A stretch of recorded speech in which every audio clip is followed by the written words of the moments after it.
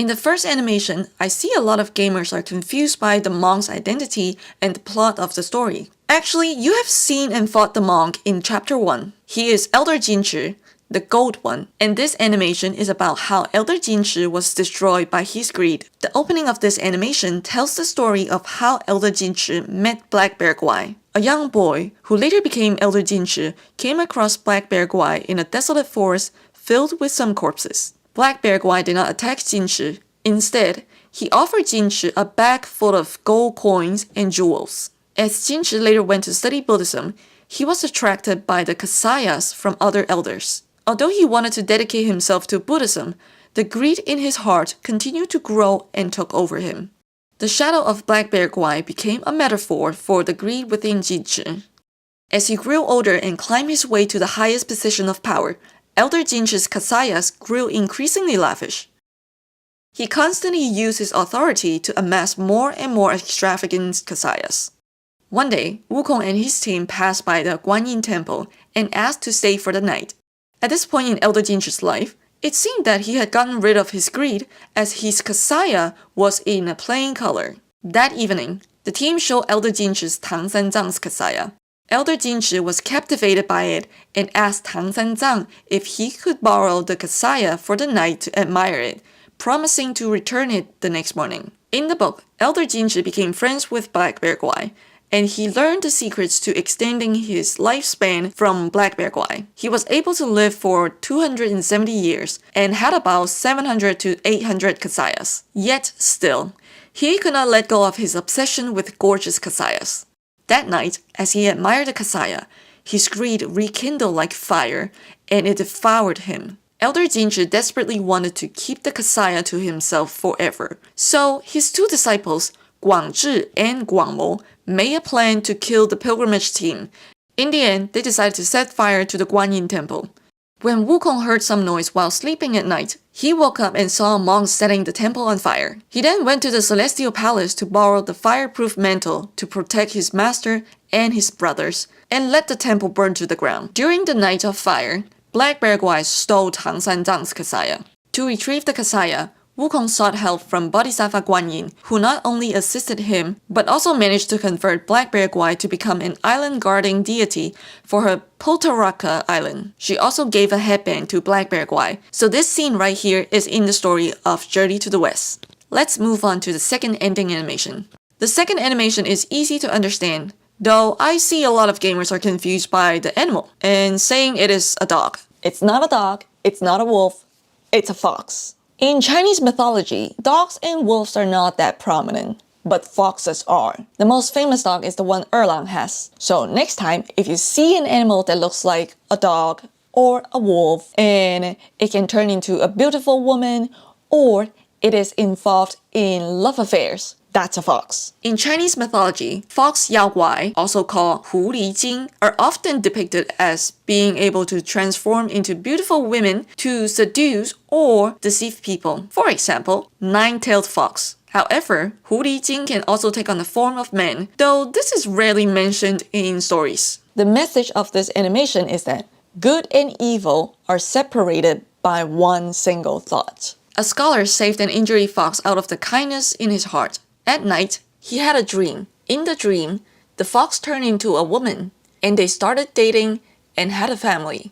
Many years later, they even had grandkids, but the fox one day reverted back to its yaoguai form and slaughtered his entire family. Although he knew it was just a nightmare when he woke up, the fear lingered, so he decided to kill the fox and kept it as a scarf. And that was the evilness in his heart. If you think about it, he could have just let the fox go. At the very end of this animation, there's a different message that Bodhisattva Lingji left for Wukong. He said, Men, beasts, Buddhas, Yaoguais. Each of them bears a distinct root from birth, superior and inferior. None should disturb what's decided. Am I right, Sun Wukong? This is strange, because in Buddhism, everyone is created equally. Bodhisattva Lingji said that to remind Wukong to stay in his own lane, and reminded Wukong that he is a Yaoguai and he is inferior to gods and Buddhas. This message is tied to the main theme of black myth Wukong, which is the gods and Buddhas do not have trust in Yaoguais like Wukong, even though he has done good deeds and was made a Buddha once. They only saw Wukong and his kind as inferior creatures. Let's move on to the third ending animation. The third animation is about human nature.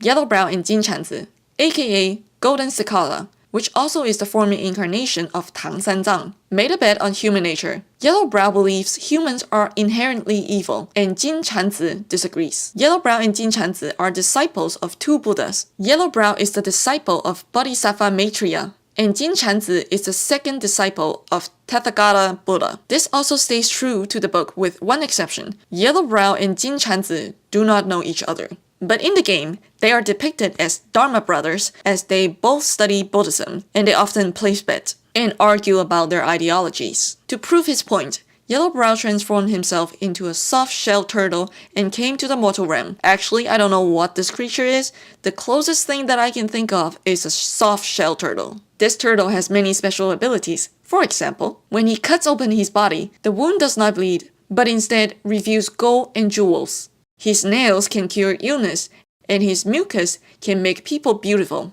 He can even make fish rain from the sky, and people no longer have to put in effort to gain results. At the beginning of this animation, you can see that people in this poor fishing village originally worshipped Buddha. However, over time, they began to worship the turtle, replacing all the Buddha statues with the turtle statues. They even built a temple for the turtle and started to worship it. Notably, in the initial temple, there was a couplet that read, 何负众生受大苦，今入常乐无为处. It means, enduring great sufferings in carrying sentient beings, he now has entered a state of eternal bliss independent of conditions. This couplet is from Buddha pronounces the Sutra of Maitreya Bodhisattva's attainment of Buddhahood, and it is Maitreya Buddha's praise to Sakyamuni Buddha. There are actually a couple more lines before that. It goes, the great guiding teacher, enduring adversity and fiercely valiant, was able to teach, convert, and bring evil sentient beings to maturity in the unwholesome world of the five turbidities, enabling them to train themselves to see the next Buddha.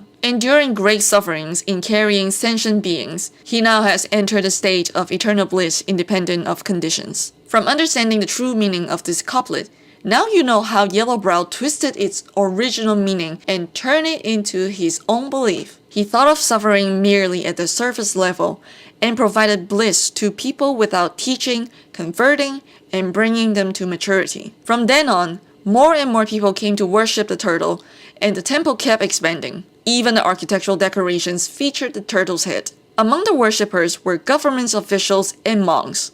It's quite ironic for monks to worship this turtle because this turtle is temptation itself. And to be a monk, you have to quell all your temptations. Supposedly, the quality of life in this fishing village should have improved, but you can tell it hasn't by looking at the villagers' clothing that they remained just as poor as before. One night, the villagers came to worship the turtle, and the government officials set up fences around it to maintain order. The officials played the role of collecting jewels from the turtle and distributing them to the people.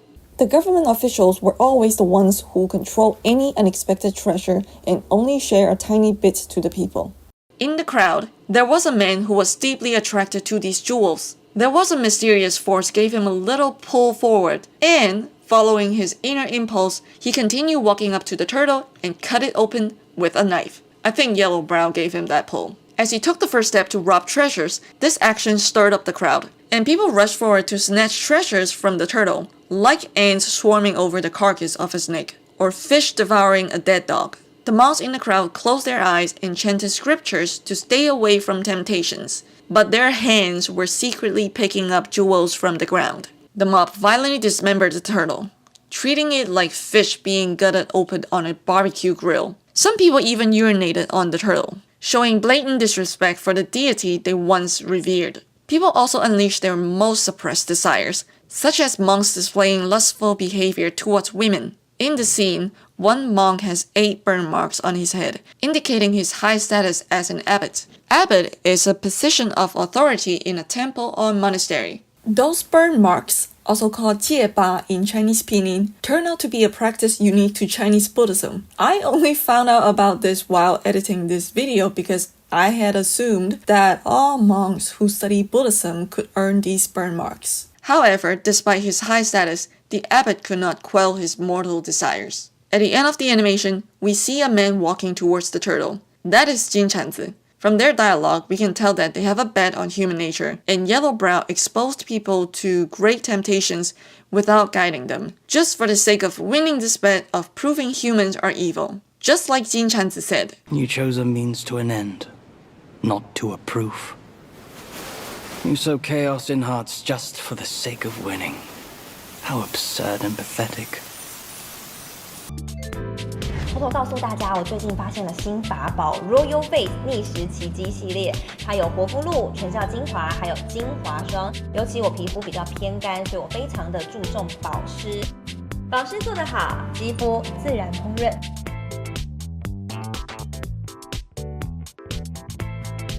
提亮肤色更年轻，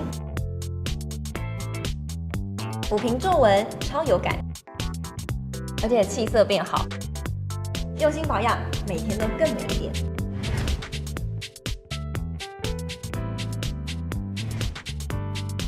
美吧。